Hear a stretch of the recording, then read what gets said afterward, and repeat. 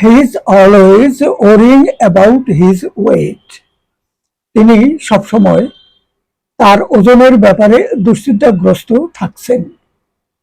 Tickets were selling at twice their face value.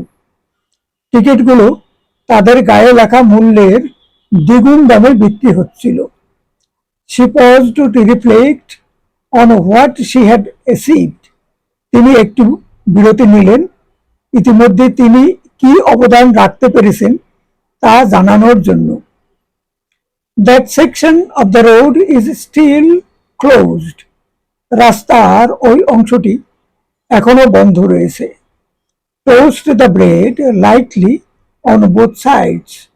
রুটির উভয় পার্শ্ব হালকাভাবে টোস্ট করে নাও। I prefer coffee in the morning.